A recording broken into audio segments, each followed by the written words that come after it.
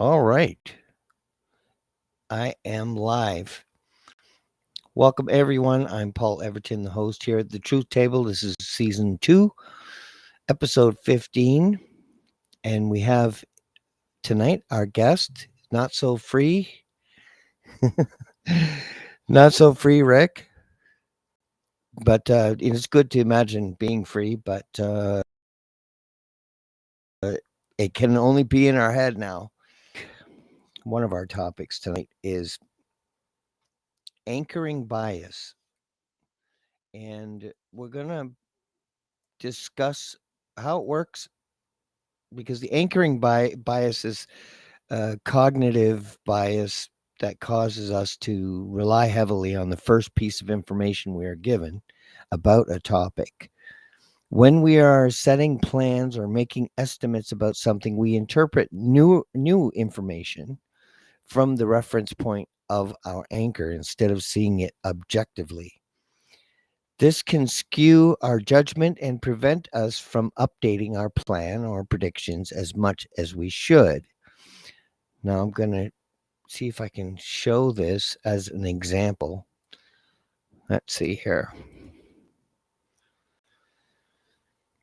You see the mug is $300, but it shows the mug. See if I can't make this a little bigger here. Yep, that worked. See the mug, if it's marked up to 1,000, it looks like a good deal, but it's still the same price. That's like free money. So it is about manipulation. And we're going to talk about that. And we're also going to talk about Noahide laws, slavery, Agenda 2030. And let's see here.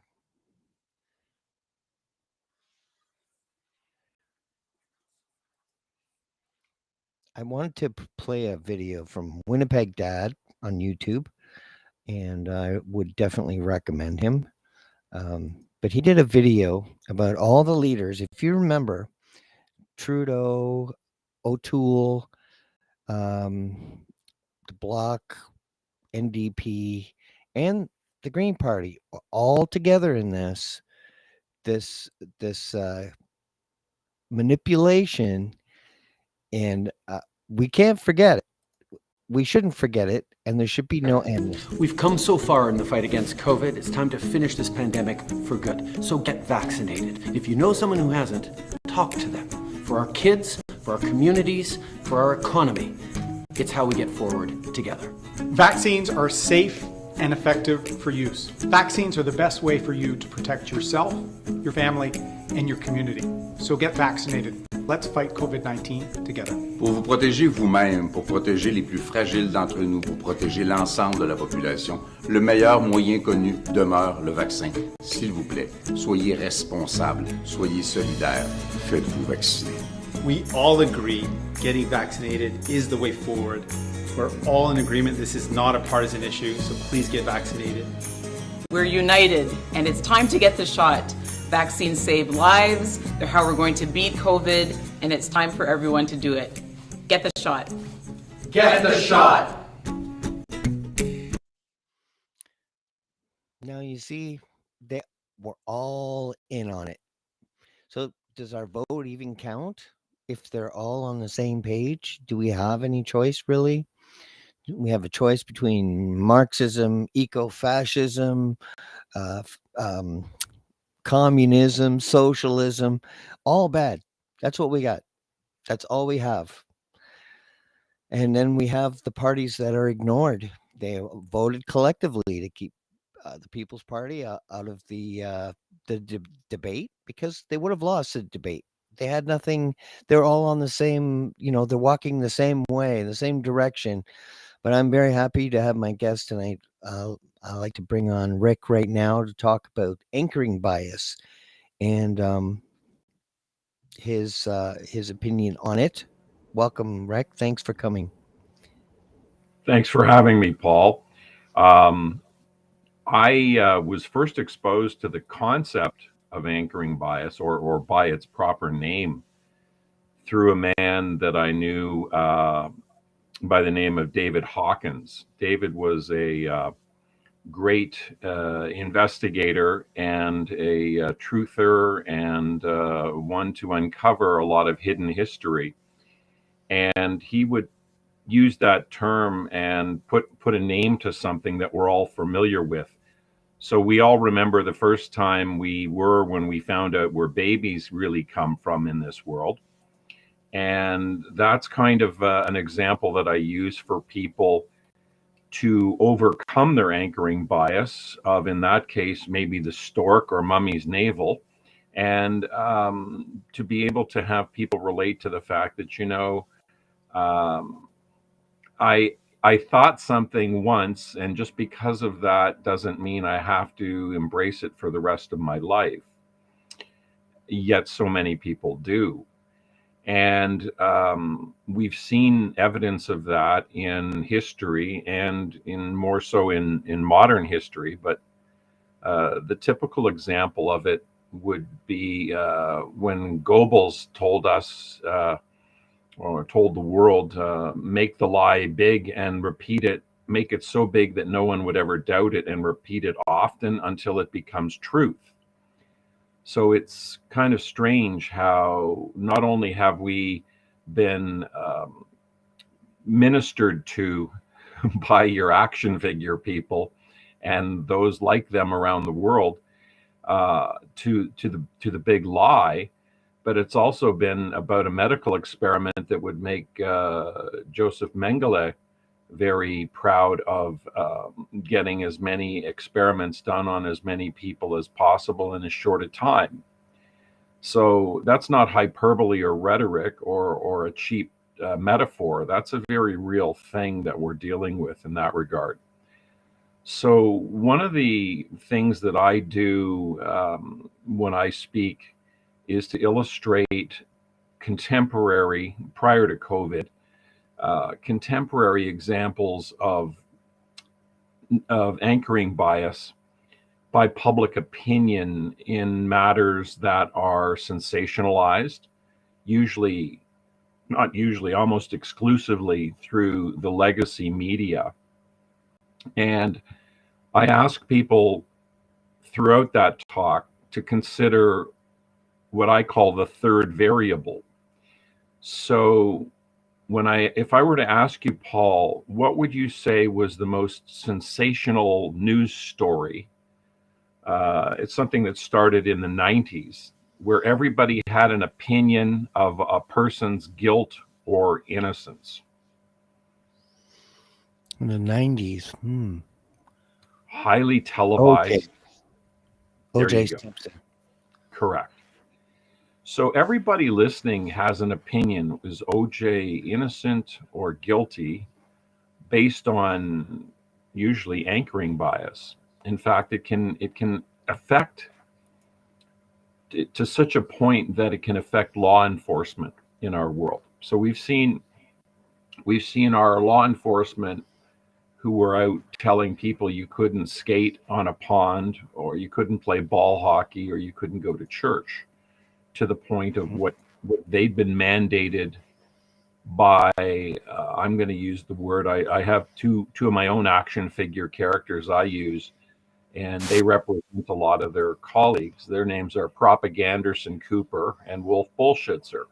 And that's where most people get their anchoring bias from.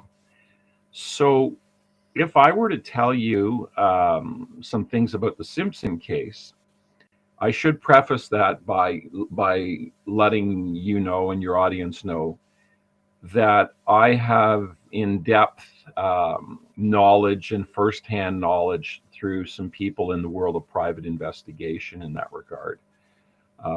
My father and my grandfather were private investigators, and I was good friends with a man by the name of William Deere, who was the foremost researcher in the O.J. Simpson case.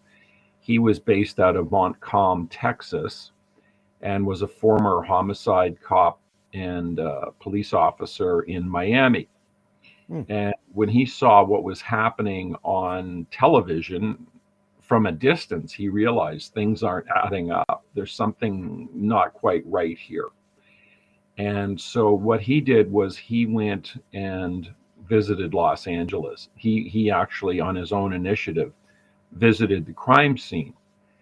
So in the Simpson case, as much as we've all seen black gloves, white Broncos, Yep. we haven't been able to discern red herrings, or what we'll call overlooked suspects, what we'll call some hidden history and some facts that were never exposed. And despite all of the images that are seared into our heads, these are things that are emblematic of almost any story where we form an opinion that is based on repetition. And repetition is often the mother of learning when we're talking about teaching children their times tables. Do they still do that? But it can also be the father of lies, as you know. So I'm just going to share a few things that are relative to the Simpson case that people may inevitably, they always do end up saying, how come we were never told that? So I'm going to say that ahead of time. And you already know the answer why, because of repetition of misinformation, and that's how your anchoring bias got established. So as we all know in life, with people who commit crimes, trauma can play a big factor in that. OJ had 3 children by his first wife. Her name was Marguerite. And they had a daughter by the name of Arnell, a son by the name of Jason, and a very young girl who had just turned 2. Her name was Aaron, Aaren. And Aaron was in the care of 10-year-old Jason when she drowned in the family swimming pool.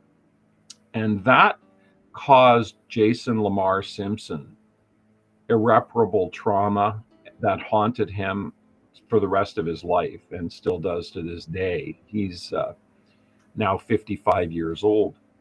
But Jason had acted out of survivor's guilt and a lot of angst, and was under a lot of psychiatric care. He had been violent in his youth. He had overdosed on drugs and alcohol. He had stolen a car. He was a bit of a problem child due to the traumas that he suffered and the way he acted out. Jason was an athlete like his father, built athletically, but not of his talent. And Jason pursued a career that was the same as his grandfather, OJ's father, that being a chef. And Jason was a chef at a restaurant in Los Angeles called Jackson's Restaurant. Now, part of Jason's history was rife with assaults and violence. He actually had a record for 2 knife-point assaults. One was on the owner of a restaurant that he had worked at one time, and one was on an ex-girlfriend whom he beat savagely, threw her into an empty bathtub, and cut off all her hair with a knife. Now, at this point, a lot of people will say, I'd never heard of Jason Simpson. And that's why William Deere, in his book, OJ is Innocent of Murder, and I Can Prove It, the late Bill Deere, referred to Jason as the overlooked suspect. Because despite having 2 criminal charges and being on probation at the time of the murders, so the date of the murder, the night of the murder, was June 12th, 1994. Jason was never questioned by LAPD. Now, I'm going to go a little further into what happened that night at Jackson's Restaurant. Jason was preparing a special meal for the family entourage who had just attended a recital for the 2 children that OJ had with Nicole Their names were Justin and Sydney. And they were all to come back to Jackson's restaurant. It was a Sunday night. And on Sundays, Jason got to be the head chef, not just the sous chef. But for those of you who may remember some of the details, Nicole and the family entourage went to a place called Mezzaluna. So Jason had prepared a special meal for them, and they did not show up. Jason had suffered from what was called intermittent rage disorder because of his traumas. He was on a drug called Depakote, and on that drug, it does bad things if you drink alcohol while you're taking it. Jason was watching his watch, realizing that they hadn't shown up already an hour after they were supposed to arrive. And he became agitated and angry and began drinking even more, according to his coworkers. Jason then left the restaurant, and if you can guess where he went, you're probably online in thinking of, I'm starting to see the bigger picture now. Jason went to the home of Nicole Brown Simpson, and Jason had words with her. Now, it's never been substantiated, although it could easily be by phone records, but it was never brought out. The LAPD covered up a lot of things in this story. It was never substantiated that he may have called his father, although there was an eyewitness outside the townhouse of Nicole who saw two men leaving, and one of them representing OJ, and they were both carrying their clothing. So the prevailing theory, and it's quite logical, according to William Deere, was that Jason showed up.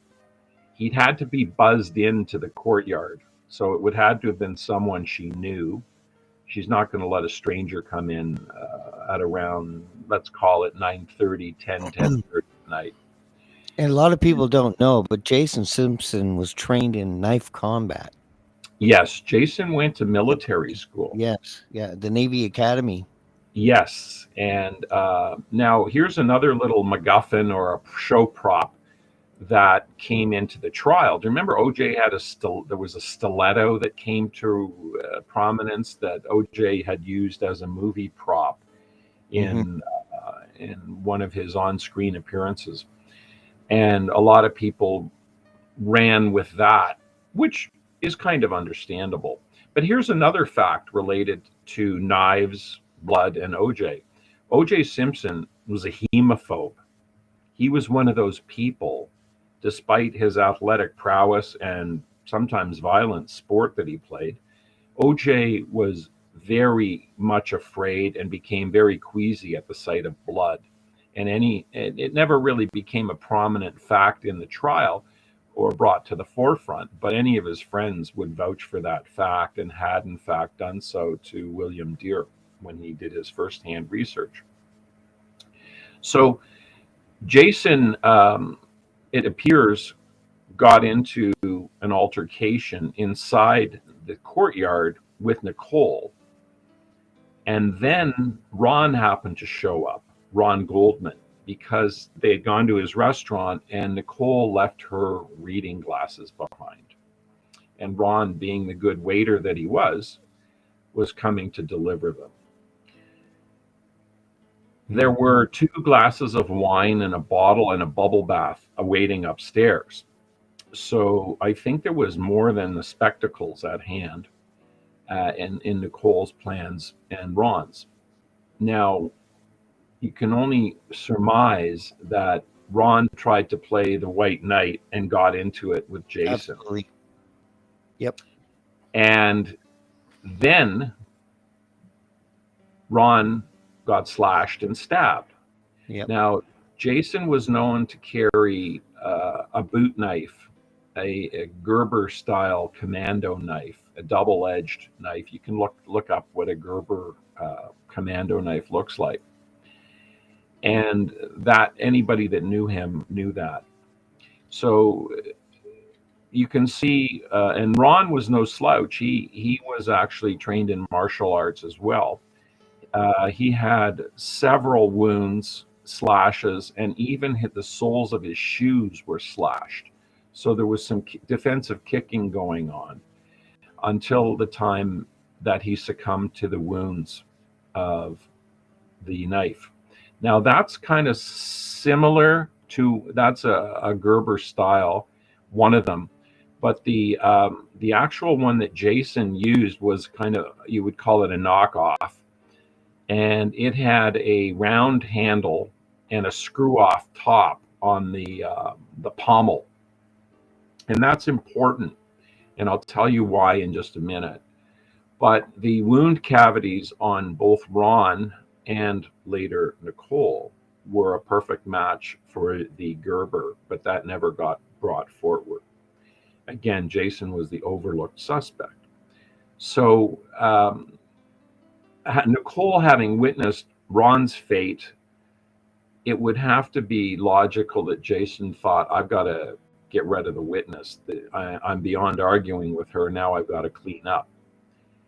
And as we know, her throat was slashed to her spinal column too. So it was quite a ghastly wound. And on top of that literal gaping throat wound, Nicole on her scalp had some semicircular crescent shape wounds on her scalp that were caused because the pommel cap was knife, and he was bashing her on the head as from behind, and that there's an indication of that. Mark Furman, who played very visibly in the trial, was a very diligent detective, and he had actually done a lot of drawings and anatomically correct, almost like coroner type report drawings. I guess they were technically, because he was well versed in homicide investigation. A lot of people, by the way, Paul, a lot of people don't know that Mark Furman was only on the case for about maximum 12 hours. But Mark Furman's prominence came to play because of a screen test that he had done some many years earlier, where he used the nasty N-word, and I don't mean neighbor. And that was in the timeline of the 80s. That was 84, 85. And that was done by a lady, a screenwriter, who one of her friends had found out that she had audio and video of Mark Furman using racial language, and said, oh, I'm going to go tell Johnny Cochran about this. And she gave it up under a warrant. She had to give up Mark Furman's screen test, which was totally fictional. If you can imagine any of your favorite actors using racial terminology, it's not who they are. It wasn't who he was. And a lot of people don't know this fact, that at the time of the murder, the Simpson Goldman murders, Mark Furman was endeavoring to bring forth evidence that would get a man who was serving jail time for murder. His name was Eric, Aarick, Harris, a black man, because Mark Furman had discovered that the actual suspect was a white man. So that totally defies all of the narrative of Mark Furman's racism, which he had to take the Fifth Amendment for in court. And when you take the Fifth Amendment, I can ask you if you're cruel to small animals and whether you like to shoplift or steal from the collection plate at church. You can't answer. Once you take the Fifth, that they can keep going until the judge said that's enough. By the way, the judge in the case, Judge Lance Ito, is the one who was responsible for that case having all of the televised prominence that it did receive. Yep. And as an interesting sidebar, which is a term we all became very familiar with in the Simpson trial, Judge Lance Ito's wife was a police officer and was a supervisor to Mark Furman.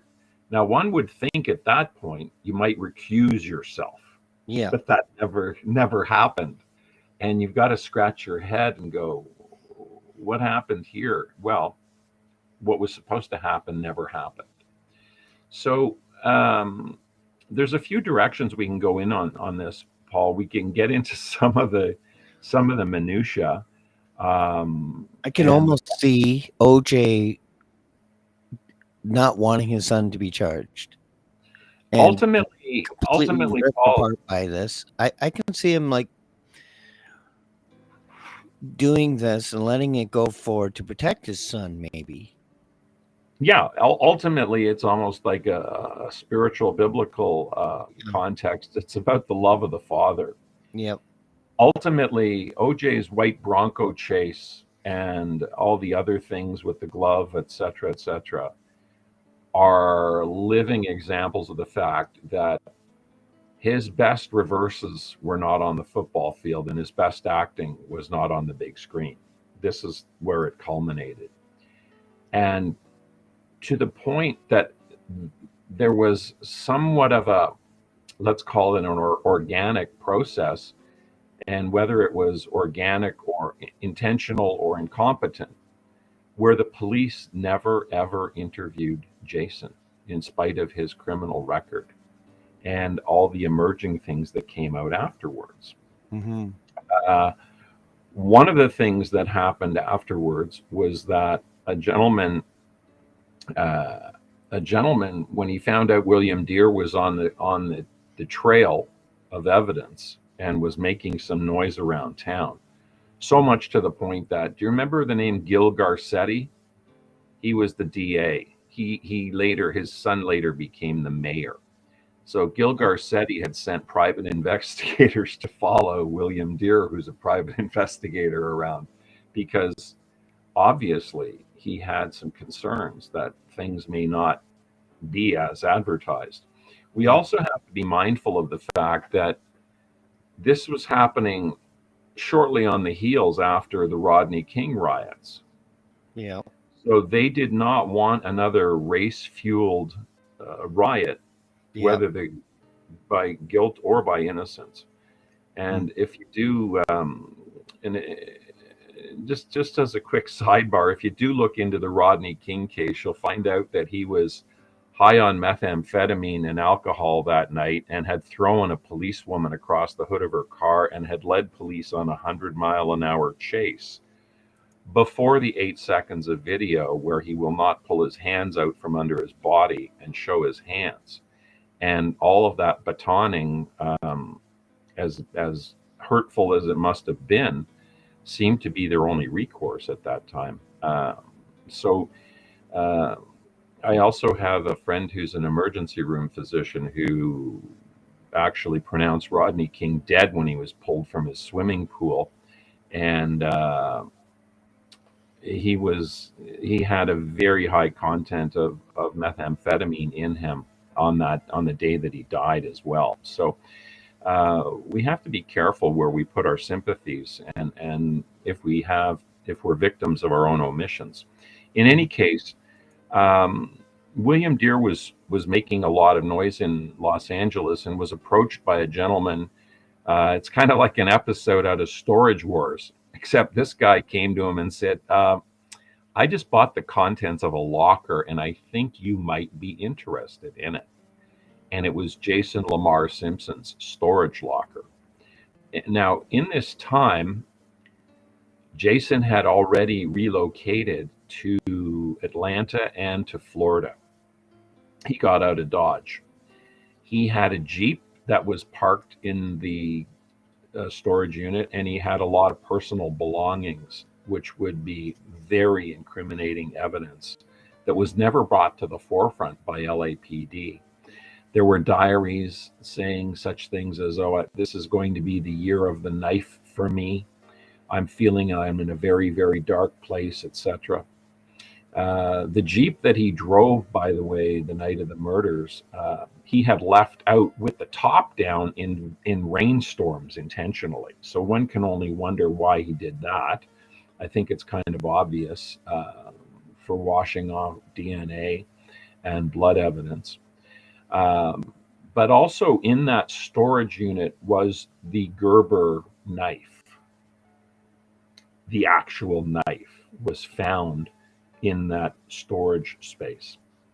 Another item, and William Deere has it, and it's all very well chronicled. And by the way, just out of honor and respect for the man who passed away in July,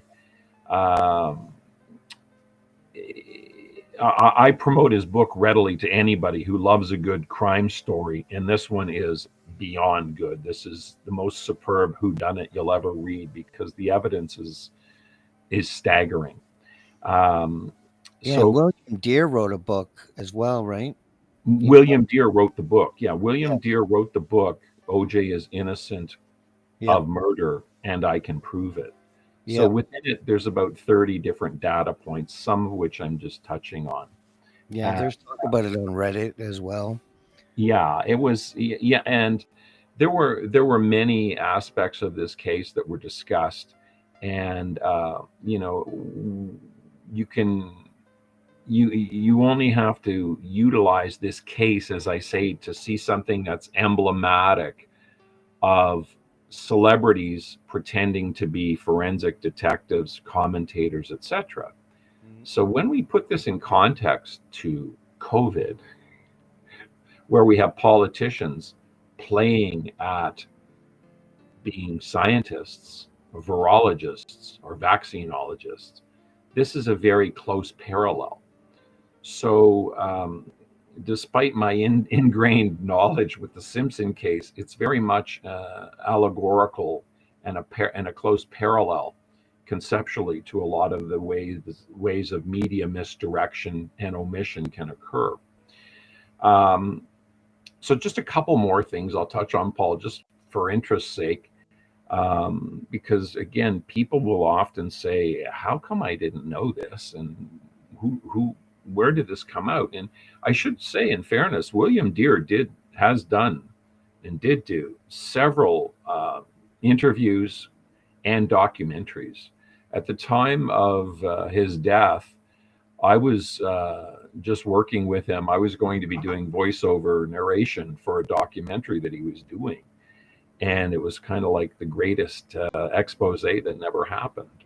But unfortunately, Bill was approaching his 80s, and his time had come. In any case, also in that storage locker, as if you needed more evidence, but one of the things that was found at the scene, the black glove, by the way, came from Rockingham, and it was discovered by Mark Furman. And but also found at the scene of the crime, not at OJ's house, but found at Nicole's home, was a black knit watch cap. So a black knit cap. And in it was later found to be some hairs from an African American male with a DNA profile that was similar to OJ Simpson, but not an exact match. In spite of that, they still didn't interview Jason. Wow. However, inside the locker, there were some photographs. And I should also add the hair of the dog into this context, because it had, aside from the human hair with the close DNA match, it also had some canine hairs that were yellowish gold in color. And within the locker is a picture of Jason on the bed wearing a cap, the cap, with his dog, who matched in color and everything. And it still didn't, the two and two didn't come together. However, LAPD did have a very intensive and highly detailed display case in their lobby because of the stature of this case and all of the fanfare, and they had the cap inside that case. When news of this picture was published, it was very quickly removed. Wow. So they knew. Now, why didn't they come forth? I will just backtrack a little retroactively to some other evidence that was found in OJ's home. Wasn't Nicole his mother? Was Nicole Jason's mother? Yeah. No. Jason's Okay. mother's name, uh, uh, Jason's was Marguerite, and I often mix up Marguerite and then her firstborn daughter. Her name was Arnell. So Okay. Marguerite and OJ were the parents of Arnell, Jason, and Aaron, the little girl who died in the family swimming pool. And if And anyone know, OJ stands for Orenthal James. That was his yes, full name. He died last April 10th, 2024.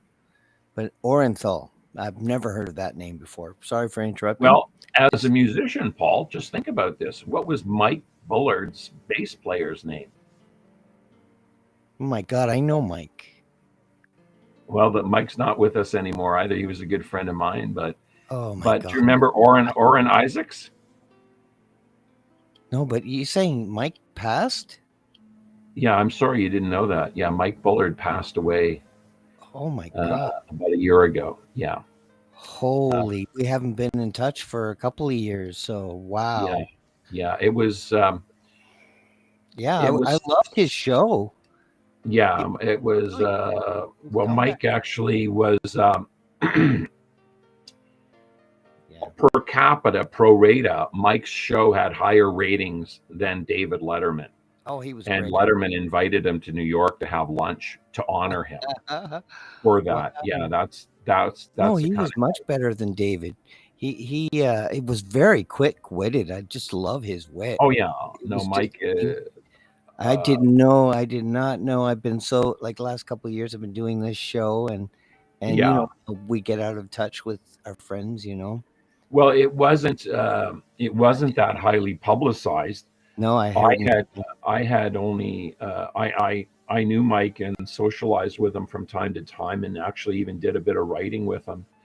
And when how do I put this delicately without when Mike was treated very badly based Yeah, he on was canceled. falsehoods, Yep. when Mike was treated poorly based on false accusations. Yes. And the person who accused him of that has herself suffered immense personal trauma. And I'm not going to go into the details of it, Mhm. but Yeah, I knew what he was going through. Yep. if she had a modicum of decency within her, she would come forward and take account of that. Yeah. Because in all truth and honesty, the guilt and the shame that she's got to be feeling, unless Yeah, she's a complete canceled him. malignant narcissist, Yeah, she is gotta canceled be him. that. Yeah. And he was a brilliant talent, Canadian Yeah. talent, and he was a nice guy. Yeah. Hey, He Paul, reached out to me. Yep. is it okay if we take a quick break? We can, yes. Okay, can we do this? I'll tell you why. Someone's at the door. My wife's gone to bed, Okay. and brother. they're No, late, and I'm going to need about 3 minutes. Okay, That's if that's okay. okay with you. That's Okay. okay, brother. Thanks. I- We'll be I right have back some- after this. Okay. I have some stuff that I did want to share, so I figured this is a good way, a perfect way to do it. I was going to do it at the end of the show, but I'm going to do it right now. This is John F. Kennedy. You know, it's really sad that he was unable to fulfill his goal with the secret societies, and this is a famous speech. I think it was his last speech, but I'm going to share it right now. Ladies and gentlemen, the very word secrecy is repugnant in a free and open society. And we are, as a people, inherently and historically opposed to secret societies, to secret oaths, and to secret proceedings.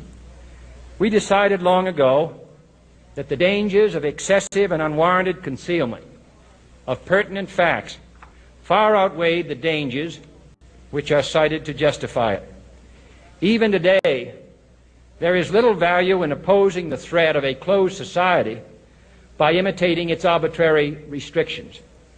Even today, there is little value in ensuring the survival of our nation if our traditions do not survive with it. And there is very grave danger that an announced need for increased security will be seized upon by those anxious to expand its meaning to the very limits of official censorship and concealment. That I do not intend to permit to the extent that it's in my control.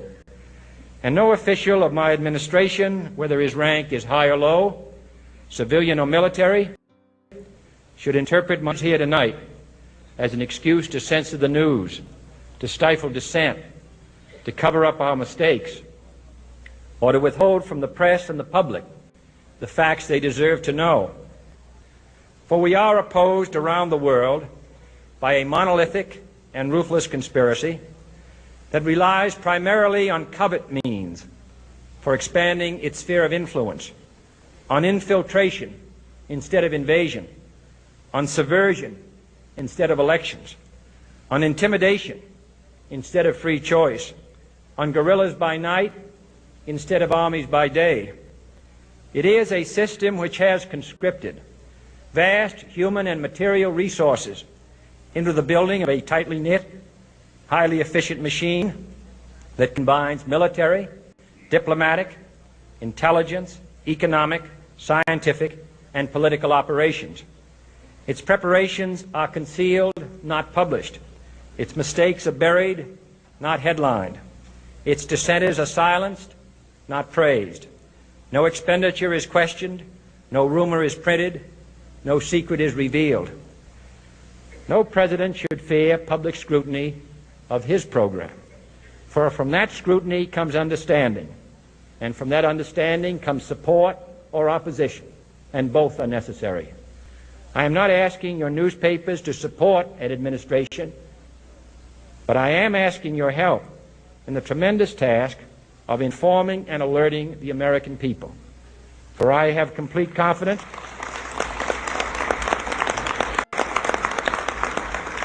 in the response and dedication of our citizens whenever they are fully informed. I not only could not stifle controversy among your readers, I welcome it. This administration intends to be candid about its errors, for as a wise man once said, an error doesn't become a mistake until you refuse to correct it. We intend to accept full responsibility for our errors, and we expect you to point them out when we miss them. Without debate, without criticism, no administration and no country can succeed, and no republic can survive. That is why the Athenian lawmaker Solon decreed it a crime for any citizen to shrink from controversy. And that is why our press was protected by the First Amendment, the only business in America specifically protected by the Constitution, not primarily to amuse and entertain, not to emphasize the trivial and the sentimental, not to simply give the public what it wants, but to inform, to arouse, to reflect, to state our danger and our opportunities, to indicate our crises and our choices, to lead, mold, educate, and sometimes even anger public opinion. This means greater coverage and analysis of international news, for it is no longer far away and foreign, but close at hand and local. It means greater attention to improved understanding of the news, as well as improved transmission. And it means, finally, that government at all levels must meet its obligation to provide you with the fullest possible information outside the narrowest limits of national security. And so it is to the printing press, to the recorder of man's deeds, the keeper of his conscience, the courier of his news, that we look for strength and assistance, confident that with your help, man will be what he was born to be, free and independent. Free and independent. And yes, it is our job. Silence is complicity, and I'm here to inform. Jeff's here to inform. That's why we're here. We're not here to be famous. That's for darn sure. Now, another thing is a lot of what he said is happening now under the guise of inclusive diversity. And this is an act of war. These are words of war because that's how they're being used. And he says infiltration. And here's an example of infiltration from their own mouth. He says quite clearly, well, actually, this is another article, but this is the Ontario, this is the leader of Sikhs for Justice in Canada.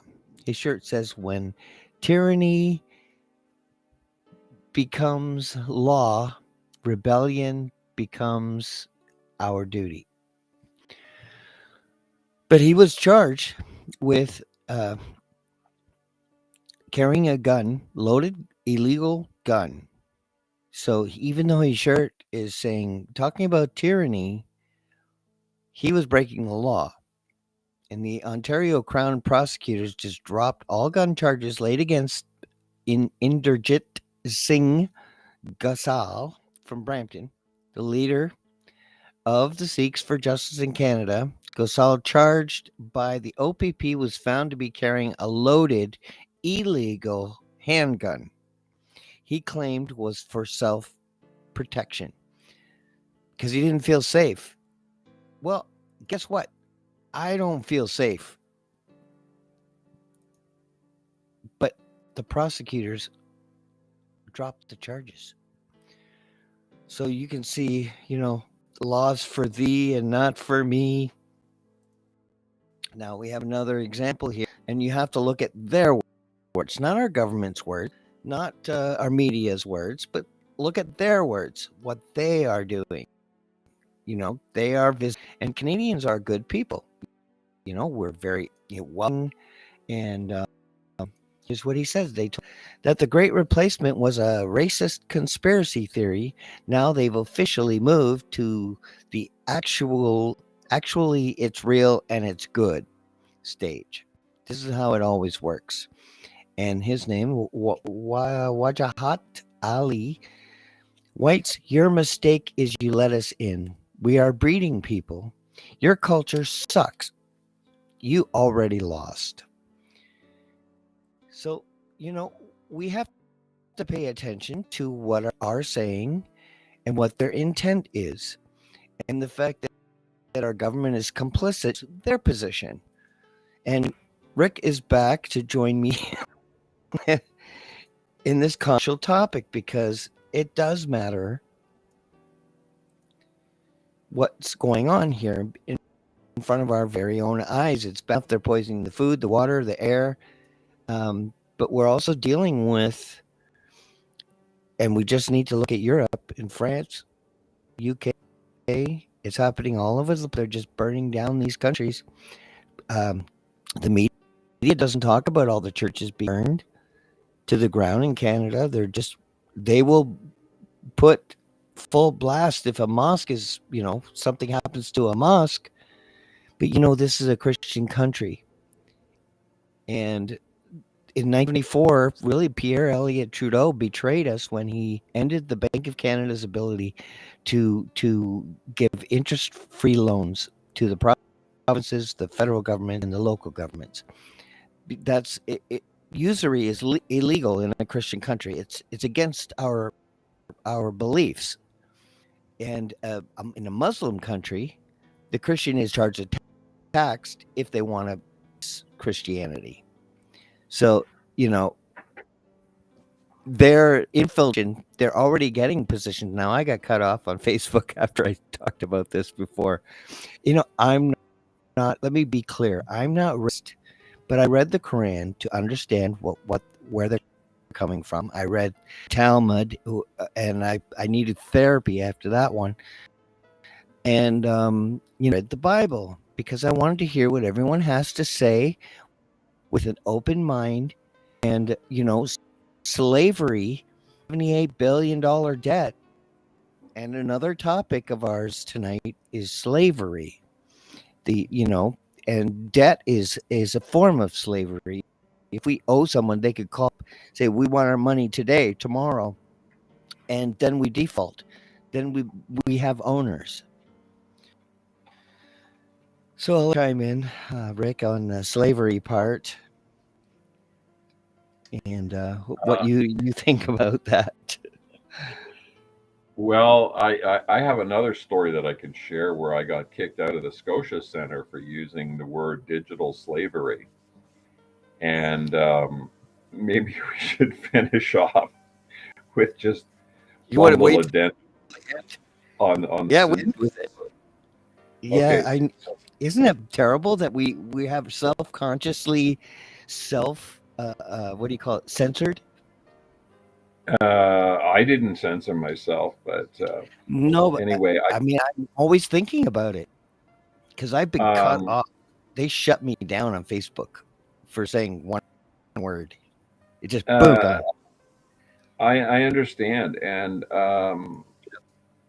anyway, I guess if we want to go to racialization and misappropriation and weaponized racialization, that's not a hard stretch to get to.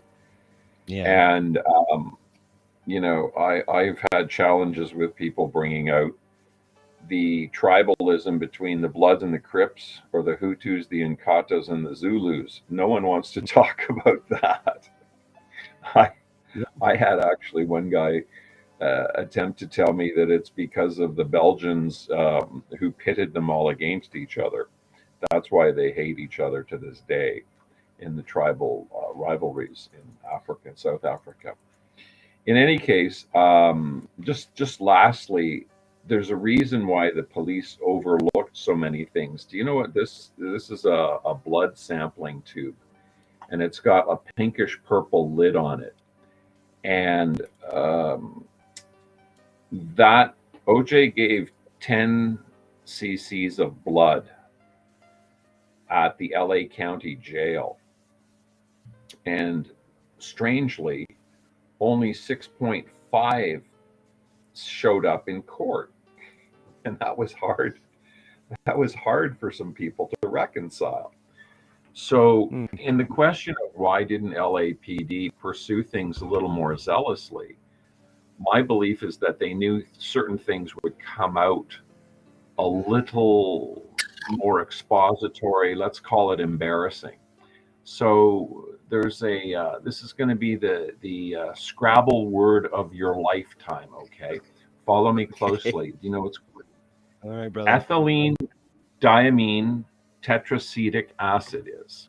Ethylene diamine tetracetic acid is more commonly known as ETDA. And ETDA is within this purplish covered vial lid. That indicates that vial has a preservative in it that will keep that blood, I guess it's a preservative, like our foods that we're not supposed to eat, and it keeps it from congealing or going bad, so to speak. Now, there was a pair of socks in OJ's bedroom that were photographed, which was, in addition to being a hemophobe, he was also a neat freak. And there was this pair of socks randomly sitting in the middle of his cream-colored carpet. They were black. And for some reason, they got seized for evidence because they found on the socks, they supposed that maybe he was wearing them. They found a symmetrical blood stain on the left side and the right side of his ankle on that foot, which is kind of hard to explain, because if there's a leg or an ankle inside the sock, how do you get a blood drop to line up unless it's been planted? So further to that, when that evidence was brought out in court, I don't know if you remember a DNA expert named Dr. Henry Lee was brought in and paid specific attention and made specific mention to the fact that the blood sample on the socks had ETDA in it, which is a pretty clear indication that detectives Van Adder and Lang, who had chain of custody of OJ's blood sample, played some games. And that's inescapable. So that's also part of the evidence that's been brought out by William Deere.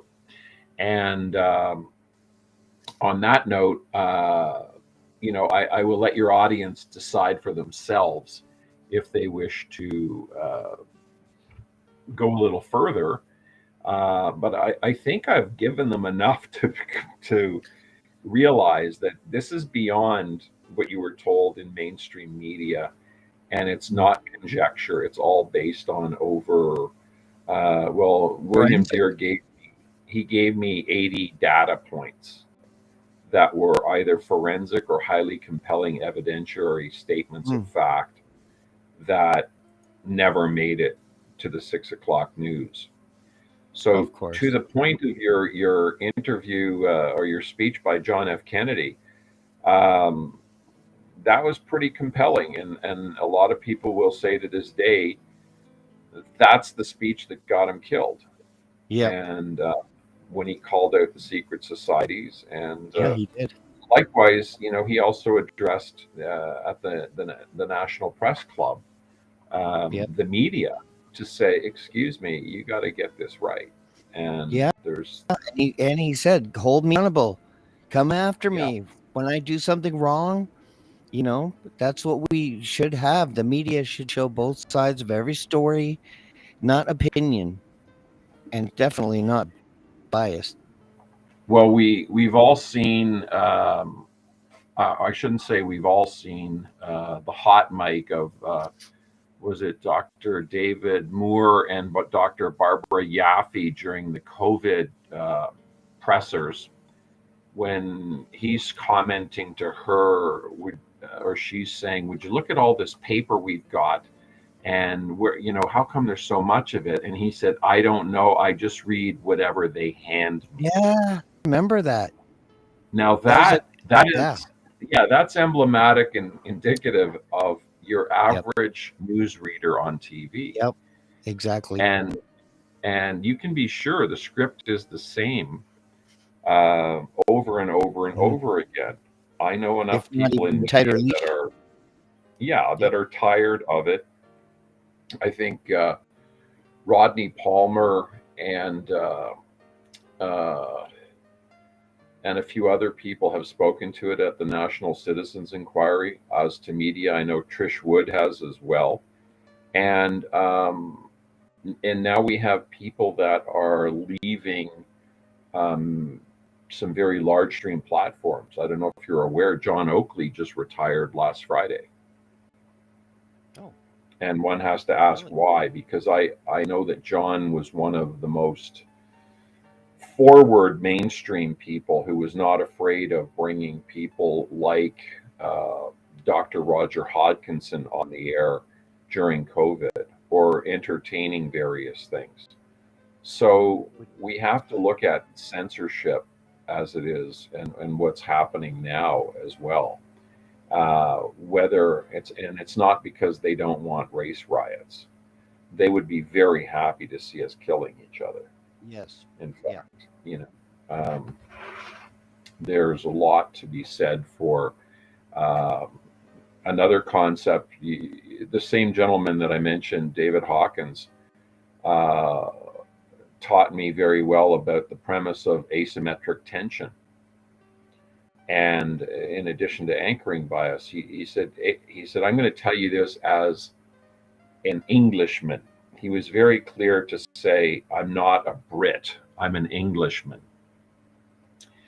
And he said, when Britain could no longer rule the world by gunboat diplomacy, they set about to do it with asymmetric tension. the epitome of divide and conquer. And Yep. not just to the victor go the spoils, but to the instigator go the spoils, many cases. So we have to be aware of that in our political scenarios as to how many of our people that we call political leaders are actually leaders, or are they followers of someone else who's giving them their instructions, and they've got one coach or two coaches for all four teams, or however many we want to consider Well, that's what ourselves I having. think. That's what I think. I don't think we have any divide. They're all harmonized. They're all together, Yeah. and I knew that when they all did the vaccine commercial together. You know, Yes. Yeah, it and was it was very hard. I mean, I think if I'm not mistaken, I don't want to say the only ones. The only ones I know of that were critical thinkers in that regard were Maxime Bernier, Randy Hillier, Rick Nichols, and a few people yep. like that. And I know there's Hmm. more. Their names escape me, but very important people who stood up and spoke up, and they should be honored for the truth for which they've been impugned. Agreed. Uh, you know. And Ontario, I think it's the same situation. We've got the green, the orange, and the red and blue, and all voted unanimously to for critical race theory in our schools to basically teach white children to hate themselves, to see themselves a problem. That's what it is. It's like racist against white people. And they all voted for it. Bill 67 was brought in with the NDP party. So I have a friend, he's been in my house, Wayne Gates in Niagara's region. He keeps winning every time. But it's his that brought this thing that is going to harm these children. And most of my friends are white children. That's these children. These are people I care about, that their children are going to be targeted. And then we have to be side if an immigrant does something bad. No, we don't. Inclusion is a weaponized. Yeah, but that's what they want. They want to teach that to our children, and they want us to be deer in headlights. They want us to take our weapons away while the Sikhs are, not getting charged. They'll put us Yeah. in jail for 10 years just for wrong think. And now Bill C9, they're going to Yeah. ban. I was going to show on comparing different religions and discussing prayer, how to pray properly, and all these other things. But I don't think I'll be able to do it now. It'll give me life in jail for talking religion. You can't talk about the Quran. You Well, can't talk about the Bible. If it passes, I mean, Bill 9, C9. Just keep them confused, Paul, and tell everybody you're a Jehovah's Witness. And That's a great I idea. have a great many Jewish friends, and I tell them, Yeah. you know what that means? We'll actually take blood transfusions, but we don't pay retail for them. And they have a good laugh about that. So No, yeah. I have no problem with Jews or any religion really. I do have a problem with the Ashkenazi, the people in Israel are pretending to be Jews mhm. because they're the Well, bankers, the Rothschilds, the yeah, the indebtors, the money changers. They are the ones that sit on their butt and hate everybody. They hate everybody, even Jews. They hate the Jews. yeah. That These to be this if you've ever studied the nuances of the ghettoization and the transportation of those who were sent to the camps, that there was the leaders in the communities Mhm. and Jewish communities who shepherded their own people onto the trains Yeah. under the pretense of für Sicherheit, which Yeah, is plus German for at the end of that the is war, German for your safety. Have you ever heard that expression lately? For your safety? for A lot of people died at near the war, and there was a typhus outbreak that killed most of the people. yes. And it Well, a lot wasn't of gas. people, It was a lie. yeah, a lot of people also don't know, Paul, that there was over 40,000 camps, and Mhm. it's not something to joke about, but it's almost like a Yeah. Seinfeld routine to say, how come Auschwitz gets all the credit and the glory? Because Dachau, you want to talk about media censorship, Dachau was built in 1933. The media that went to Berlin to cover the Olympics in 1936 could not help but see what was going on. Yet, did they talk about it? Did they publicize it? No, it wasn't until 1945 that Auschwitz became the prime venue to show the horrors of the camps to the world. Yet there were 40,000 of them throughout Europe. Not of the same scale, mind you, but they existed. So Mhm. when you talk to people, I was in an industry where a lot of my colleagues had tattoos on their forearms, and they were in places like Bergen-Belsen and Sobibor and others in Germany and Poland. But there were camps in Lithuania, Russia, even in Spain, I believe, in Italy, there were concentration camps. So we need to be mindful of that. And my own great grandfather was put in a.